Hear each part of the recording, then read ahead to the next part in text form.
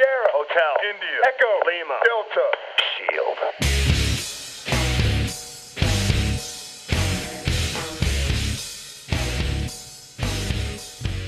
WWE coming to Boston at TD Garden this Saturday, August 31st. Tickets are still available. You can go to Ticketmaster.com or just go to WWE.com and click on the tickets link there. And the Mike and Billy Show, very proud, very honored to welcome in one half of the WWE Tag Team Champions, 1/3 of the Shield, Roman Reigns. Welcome, Roman. Thank you. What's going on, man? Good to be here. Thanks for having me. Thank you. Well, thanks for coming on the show, man. Roman. Yeah, man, anytime. Roman, we not too long ago we had Natalia on the show talking about wrestling families. You yourself, obviously, as a lot of people know, come from a very extended wrestling royalty, if you will. What was it like growing up, in that family and getting into the business here and where you are today? It wasn't easy, I mean, in a sense, as a kid, you kind of pay your dues. When your father's on the road, your brother, most of your cousins are on the road. You don't get to see them quite as often as you would like to. So, in a sense, you're kind of paying dues growing up, and then once you do decide to join into the wrestling business, you go through your hard knocks and your growing pains as well. So, it's like it's a constant struggle and a challenge to keep learning and have patience with the whole process. Yeah, I mean, you come from, it's a very, very tough family. I mean, not only your dad and Afa, the Wild Samoans, Rikishi, Umaga, The Rock. So I can imagine that Christmases definitely had quite a bit of food around the table when you all did get together. Yeah, it was a big table full of food. And, there's a lot of years where there's a whole bunch of presents under the tree. So, the business has been good to us.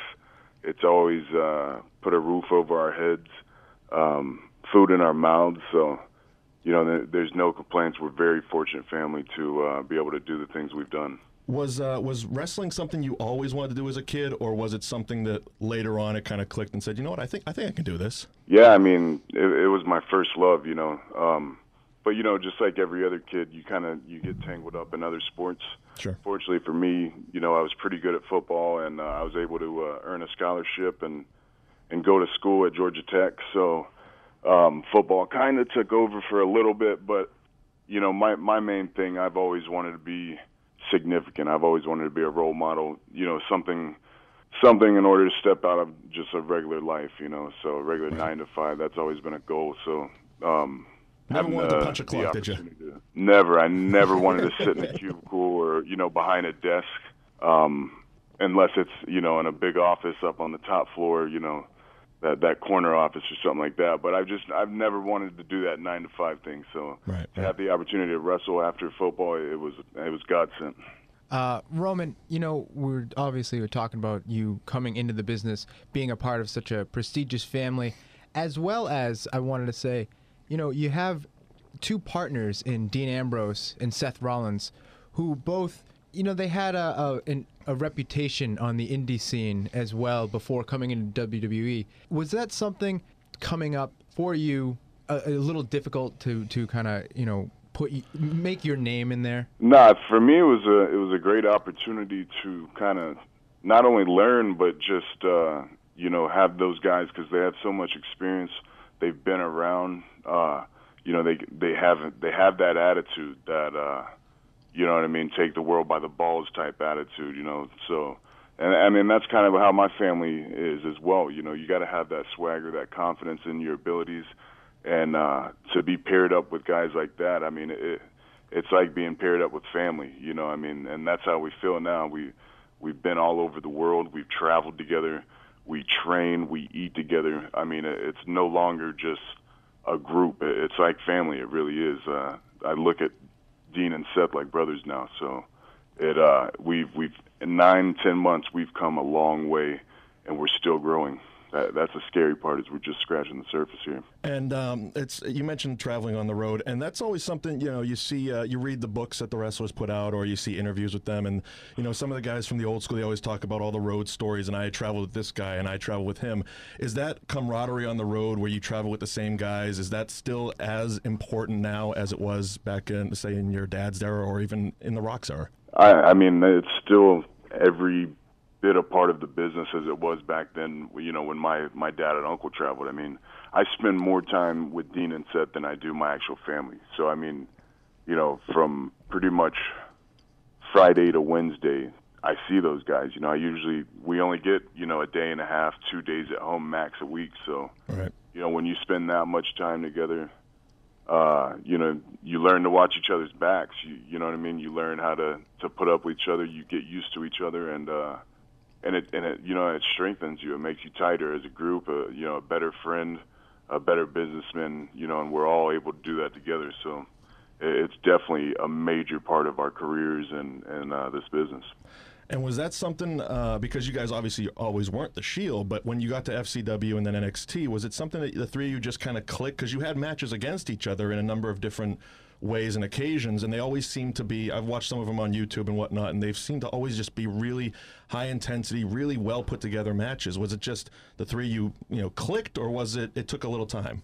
Well, I know for Dean and Seth, they wrestled each other a good bit down in developmental and here in Tampa. But and I had the opportunity to wrestle Dean a little more than Seth, and then, you know, through different tag matches and like triple threats and stuff like that.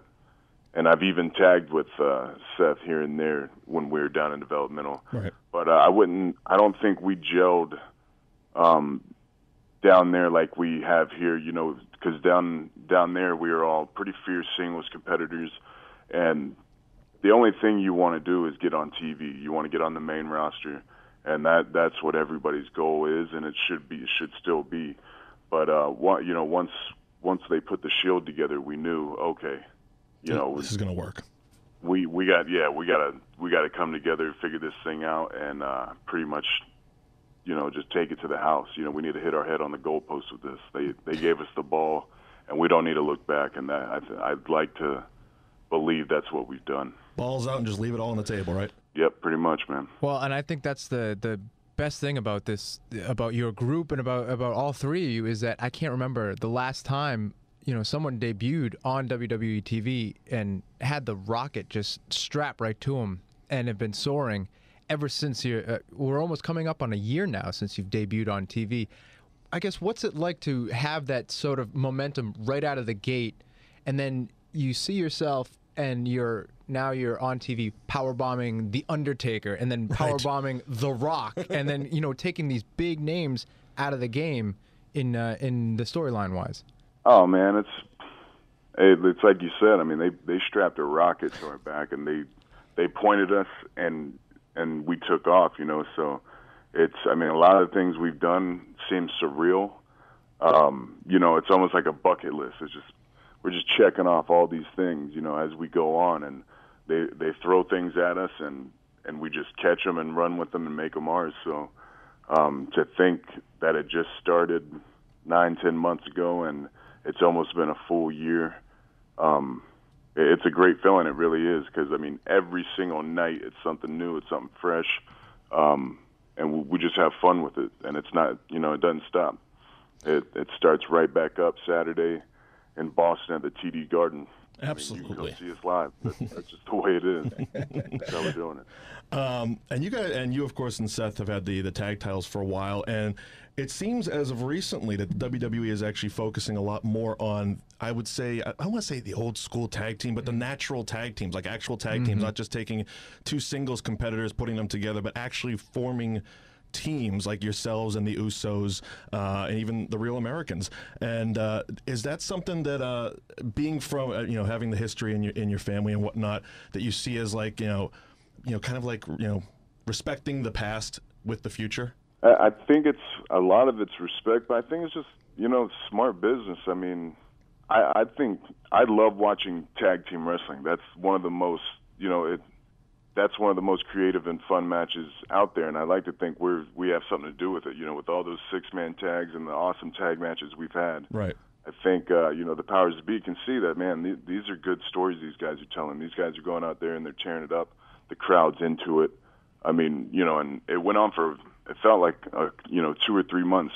Every single night we were just tearing the roof off with 6-man tags, and it's just keep it's still happening with these tag team matches, and Dean's doing the same, defending the U.S. Championship. So I just think it's created a lot of opportunities for other talent to pair up or to kind of, step up in the limelight and have their best shot at these tag team titles. Even to the point of having the great match, WrestleMania 29, your first WrestleMania, and you guys tore the house down with Orton, Big Show, and Sheamus. What was talk about that for a little bit. What was that experience like, being your first WrestleMania? In hindsight, we just hope it's, the first of many, but it was awesome. Sure. 80,000 people. It was ridiculous. I mean, if you're a football player, you're pretty much in the Super Bowl. Right. I imagine that's the feeling of, of being in the Super Bowl. A lot of times, we go up to the concourse and we're waiting for our music to hit, and you're feeling a lot of butterflies and a lot of things. But the moment before our music hit on that day, I can't really explain it. It was more than butterflies. I know that. It was nice. It was very special. That's all I can say is you're a part of something, and you go down in history. There's kind of some immortality to it. You know what I mean? Like, right. Forever you'll be a part of the WrestleMania family, and to do that in my first year, like I said before, just this whole process, been very fortunate, very lucky, very blessed, man. It was a great opportunity. It was a fun day, man. Do you still get the butterflies when your music hits and you come out? Does that happen? Is it instantaneous, or is it something that kind of goes away depending on the show? No, you get. And a lot of times, we don't go through the regular stage like everybody else. We have a whole process of going up to the concourse and getting to the stairwell that we're at. So, it actually kicks in a little early for us, I think, because, some guys are just hanging out right there before their music hits. We have to go through a whole process with security, going through concession areas with people, and a lot of times people are smart to when we're coming out, so they'll be all there, surrounding us before we go out the vault. So it's a process that can really build up those butterflies and get them coming in early. So yeah, fortunately for me, I'm still alive and I can feel things. Do you ever just ask someone backstage, like, can we just come through the curtain, please? Today I don't really want to go through the concessions. I don't feel like getting popcorn. Can I just be a normal wrestler right now? Can I just do this over here? Hell no. Be a normal wrestler. If you want to be a normal wrestler, go to high school and amateur wrestle or something. There's nothing normal about WWE. I mean, this is Disney World in a squared circle. So anytime you do something a little different, you're like, hey, that's mine. You keep it. That's the Shields. We go through the crowd. Nobody does that. So no, I'll take an extra 10 minutes of walking to get to that point before I want to go through the stage and out the curtain like everybody else. Well, plus you can stop at the gimmick stand. You can pick up a couple T-shirts or something. Maybe a Cracker Jack here or there. Yeah. I don't know what they're. Push a few fans over there. Go buy a shirt, man. Right. Dog tags. Now, get some Shield popcorn. Right, get some Shield popcorn. Buttered for justice.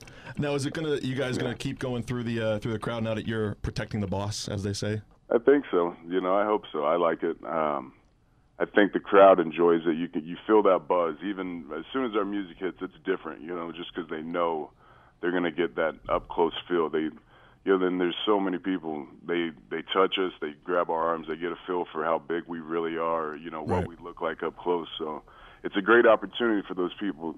I mean, these people spend, just like you and I, they spend their hard-earned money on this stuff to entertain themselves and have a good time. And if it's just that one little thing, there's, that little boy, he gets to see, Dean right there. He loves Dean. He gets to touch that championship and grab his wrist. That could change his life. That one moment. You never know. So it's a great opportunity for ourselves and the WWE universe. Coming through the crowd, though, that can also be a little dicey, if you want to put it that way. I know I haven't seen anything on TV, but have you guys had any instances where security had to help security, so to speak? Yeah, security, watching security's back. Yeah, we have a great staff of security guards. They take care of us. We're never worried about that. If anything, more scared for the fans than anything. We don't want anybody to do anything stupid or try and jump out in front of us. Or you don't want that road guy who's had a few beers and feeling strong. Yeah, I mean, and every once in a while there'll be a guy who will try and come behind us, but our security is just on them. So if they're like, they just bird dog them ASAP. So they take good care of us. But yeah, I mean, we really recommend please don't mess up the way we come into the arena. You know? Enjoy the show. Don't be part of the show. Exactly. We like it just as much as y'all. So please don't go overboard. Right. Control your drinking. So I want to ask, because I'm a big fan of tattoo work, and your tattoos, it's more obviously the traditional Samoan tattoo work you have going there. Did you do it traditionally with or is it more of a machine job? And how long did something like that take? Because I'm always very curious about that style of tattoo. It's funny when people ask me if I did it like traditionally, like the old school, boar's tusk tapping method. Right. I think, man, these people must think I'm the toughest man in the world to go through that type of torture. I like to fancy myself pretty tough, but not that crazy. But no, it was done with a tattoo machine gun thing. But it was 17 hours. It was 2 days. Oh. It didn't feel good, that's for sure. It was a definite journey and a process, but it was new school. I couldn't imagine going Old Testament with it and sitting there. That would have to take probably 4 or 5 days to do the whole arm. Oh, and I don't think even if I had a lot of pride in my family, because I know a lot of those tattoos have a lot to do with your family and your heritage, but even if I had the most pride in my family and in my heritage, there's no way, maybe I'll get like a smiley face and that's about it, but there's no way I'm getting anything done for 4 days or something like that. That's insane. It's a personal choice, that's for sure. It wasn't as bad. With tattooing, especially for me, there's certain points I think anybody could tell you that has them. There's certain points on your body that are pretty sensitive. So some places hurt, some places I didn't even feel. But once you're getting past 5 hours in a single sitting, because the second day I did, the first day I did 7 hours, the second day I did 10 hours. So once I got over like 6-7 hours on that second day, that's when I started to feel it. My arm was swollen. But you just got to focus and kind of bite down and get it done, because you want to know something. The last thing you want to do is have a incomplete tattoo for WrestleMania. Right. So, and I would hope you did it on a couple days off there. I in between, I did them on my days off, and then went right back out to live events. So, and I want to say we were wrestling Sheamus and a couple other folks in a 6-man tag. So. You guys know how Sheamus is. He isn't scared to bring it, and he had an arm to focus on that weekend, I think. So. Even just throwing a clothesline with a fresh tattoo must have been a little sore. Yeah, the whole arm didn't feel good, and you can see like veins in your hand and stuff, and right. Vascularity and stuff. Like when for at least a week after, my hand looked like I just got hit by a bunch of bees and hornets and stuff. I mean, I had a Nutty Professor hand, you know what I mean? So, but now it looks great, so that's important. Thank you. Yeah. It's done good so far. It's that part in the armpit. That's the one that hurts the most, I think, for me.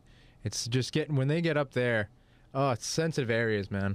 Yeah, the underarm area is not pleasant, but for me it was like on the inside of the elbow, like right at the very bottom of my bicep. Oh. That, and then like down by the wrist when it like hits your bone. Yeah. Oh. You can kind of, you can, like, especially on your elbow, you can feel it, like, vibrate your actual arm and the bone. It's a weird process. It really is, but it was well worth it. I'm flashing back right now to the times I've sat in a tattoo chair, and it just, when it hits your bone, it goes straight through, all the way up and down into your feet. It just resonates all the way through you, and I can't even imagine the resonation. 17 hours of that. 17 hours of that. No way. Yeah. Now just leave the 17 to me, guys. From now on, that's it. I'm not getting any more tattoos. Roman Reigns can get them all for me. So anything over 6 hours, just leave it to me. Sounds like a plan. So WWE coming to Boston, TD Garden this Saturday, August 31st. Tickets are still available. You can go to WWE.com, click on their tickets page, or just go to Ticketmaster.com. Roman Reigns, thank you very much for coming on the Mike and Billy show. And anytime you're in town, just stop on by. We'd love to do this again. All right on, guys. Thanks for having me, and hope to see y'all Saturday. Absolutely. Boston and the TD Garden, man. Thanks, Roman. All right, guys.